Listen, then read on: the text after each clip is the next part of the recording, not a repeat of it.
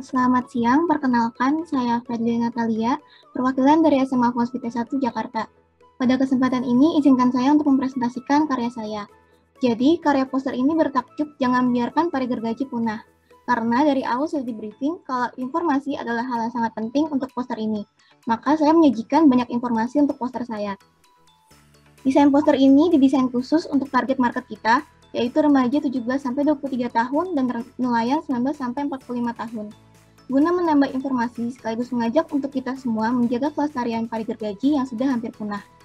Tujuan dari poster ini adalah mengedukasi masyarakat tentang keberadaan pari gergaji yang terancam punah dan mengajak kita untuk melindunginya melalui langkah-langkah pelepasan pari gergaji yang tertangkap secara tidak sengaja sebagai bycatch.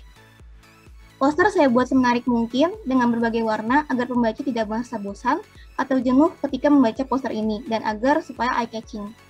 Ada komponen anak menyayangi pari gergaji yang berarti pesannya kita harus menyayangi pari gergaji. Warna biru mengartikan warna laut dan memberikan kesan tenang, terpercaya, ilmu, dan wawasan.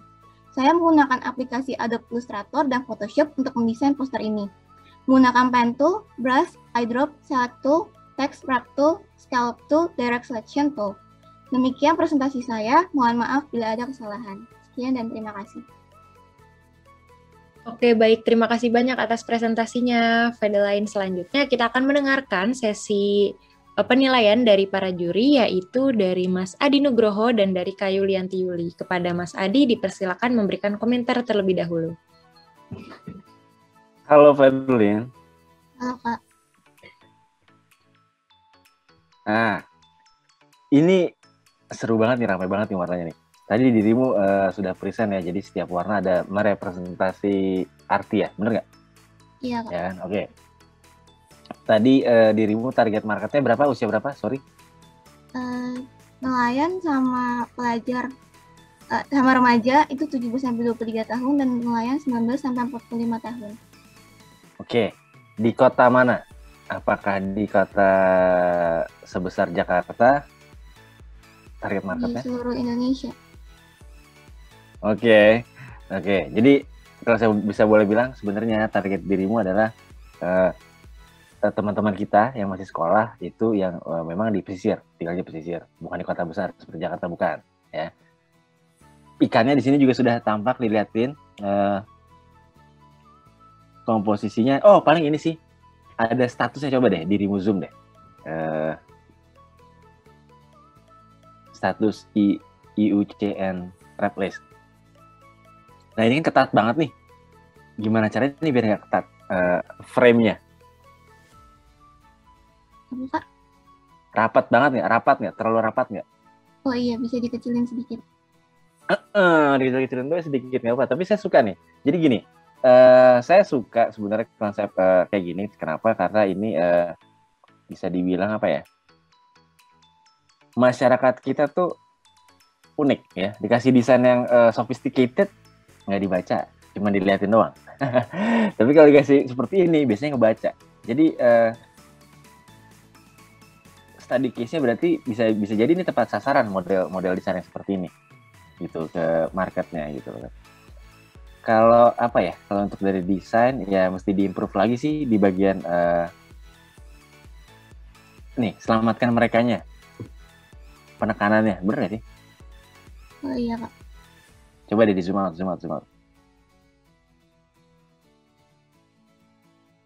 Oke, saran saya sih cukup sih sampai segitu.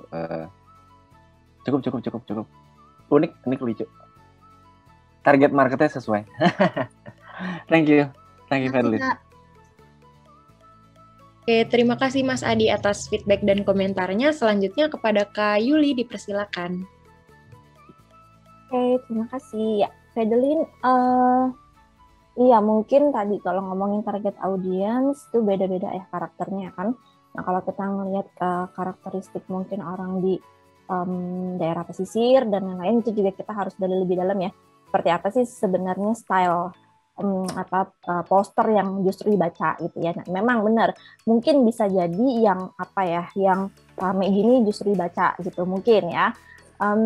Aku harus gali lebih dalam juga itu kalau untuk kemungkinan dibacanya.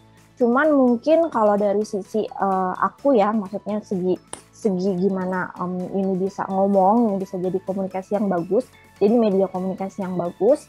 Ini keselarasannya aja sih gitu ya, keselarasan antara satu dan lainnya gitu ya, antara terlalu, maksudnya nggak apa-apa rame, cuman ini dari sisi vektor ini udah banyak gitu ya, dari sisi warna ini udah banyak, dari sisi kata-kata ini udah banyak, jadi agak confusing ya pas ngelihat ini gitu, agak membingungkan apa sih sebenarnya yang mau ditonjolkan gitu ya, apa sih sebenarnya yang mau disampaikan secara ini besarnya gitu ya, secara informasi besarnya, secara message besarnya gitu. Terus untuk logo sendiri mungkin kalau bisa lebih menonjol juga gitu ya, karena kan di organisasi ini mungkin orang akan lebih banyak tahu nih nantinya gitu ya kalau ngeliat logo ini lebih menonjol gitu ya.